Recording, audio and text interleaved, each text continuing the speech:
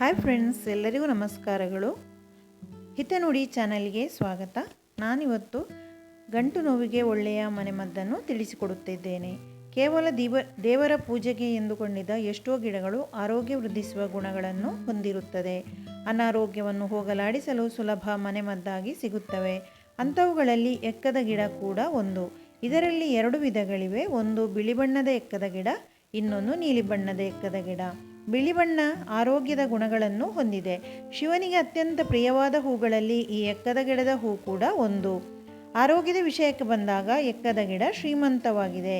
ಮುಳ್ಳು ತಾಗಿದರೆ, ಚೇಳು ಅಥವಾ ಇನ್ನಿತರ ವಿಷ ಜಂತುಗಳು ಕಡಿದಾಗ ಈ ಎಕ್ಕದ ಗಿಡದ ಹಾಲನ್ನು ಹಚ್ಚುತ್ತಾರೆ.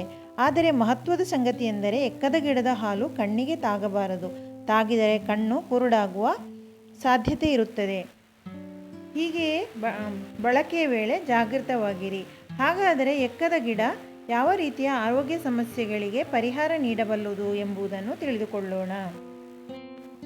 ಯಾರಿಗಾದರೂ ವಯಸ್ಸಾದವರಿಗೂ ಅಥವಾ ಬೇರೆಯವರಿಗೂ ಮಂಡಿ ನೋವು, ಬಾವು ಬಂದಿದ್ದರೆ ಈ ಎಕ್ಕದ ಎಲೆಯನ್ನು ಈ ರೀತಿಯಾಗಿ ಉಪಯೋಗಿಸಿ. ನಿಮ್ಮ ಕಾಲಲ್ಲಿರುವ ಬಾವು, ಮಂಡಿ ನೋವು, ಕೀಲು ಗಂಟು ನೋವು ಎಲ್ಲ ಕಡಿಮೆ ಆಗುತ್ತೆ. ಬನ್ನಿ ಫ್ರೆಂಡ್ಸ್, ಹಾಗಾದರೆ ಈ ವಿಡಿಯೋವನ್ನು ಶುರು ಮಾಡುವ. ನಾನಿಲ್ಲಿ ಒಂದು ಪಾತ್ರೆಯಲ್ಲಿ 2 ಲೋಟದಷ್ಟು ನೀರನ್ನು ಇಟ್ಟಿದ್ದೇನೆ. ಅದು ಬಿಸಿಯಾಗಲಿ. ಬಿಸಿ ಆಗುವಾಗ ಈ ಎಕ್ಕದ ಎಲೆ ನೋಡಿ, ಹಸಿ ಎಲೆಯನ್ನು ಚೆನ್ನಾಗಿ ನೀರಿನಲ್ಲಿ ತೊಳೆದು ಆಮೇಲೆ ಈ ನೀರಿಗೆ ಹಾಕಬೇಕು. ಬಿಸಿ ನೀರಿಗೆ 2 ಎಲೆಯನ್ನು ತಗೊಂಡಿದ್ದೀನಿ. ಅದು ಚೆನ್ನಾಗಿ ಕುದಿಬೇಕು. ಚೆನ್ನಾಗಿ ಎಲೆ ರಸ ಎಲ್ಲ ನೀರಿನಲ್ಲಿ ಹೋಗಬೇಕು. ಆ ರೀತಿಯಾಗಿ ಎಲೆ ಎಲ್ಲ ಚೆನ್ನಾಗಿ ಬೇಯಬೇಕು. ಈಗ ಚೆನ್ನಾಗಿ ಕುದೀತಾ ಉಂಟು. ಎಲ್ಲ ಅದರ ರಸ ಎಲ್ಲ ಬಿಟ್ಟಿದೆ. ಚೆನ್ನಾಗಿ ಬೆಂದಿದೆ ನೋಡಿ, ಎಲೆ ಕಾಣ್ತಾ ಉಂಟಲ್ವ.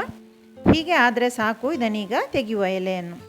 ಇಲ್ಲಿ ನಾನು ಇನ್ನೊಂದು ಹಸಿ ಎಲೆಯಲ್ಲಿ ಎಕ್ಕದ ಇನ್ನೊಂದು ಹಸಿ ಎಲೆಗೆ ಕಸ್ಟರ್ಡ್ ಆಯಿಲ್ ಅಂದರೆ ಹರಳೆಣ್ಣೆಯನ್ನು ಹಾಕ್ತಾಯಿದ್ದೀನಿ. ಒಂದು ಅರ್ಧ ಸ್ಪೂನ್ನಷ್ಟು ಹರಳೆಣ್ಣೆಯನ್ನು ಹಾಕಿದೆ.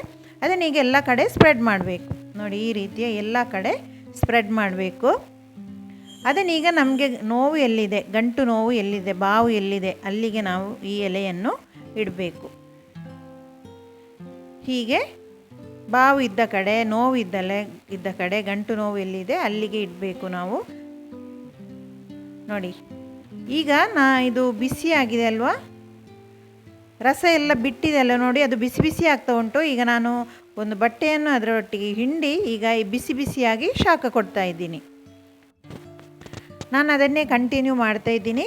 ಫ್ರೆಂಡ್ಸ್, ಇವತ್ತು ನಾನು ತಿಳಿಸಿಕೊಟ್ಟಂಥ ಈ ಮನೆಮದ್ದು ನಿಮಗೆ ಇಷ್ಟವಾದರೆ ಪ್ಲೀಸ್ ಲೈಕ್ ಮಾಡಿ ಮತ್ತು ಫ್ಯಾಮಿಲಿ ಫ್ರೆಂಡ್ಸ್ ಜೊತೆ ಈ ವಿಡಿಯೋವನ್ನು ಶೇರ್ ಮಾಡಿ ಮತ್ತು ಚಾನಲ್ಗೆ ಸಬ್ಸ್ಕ್ರೈಬ್ ಮಾಡಿ.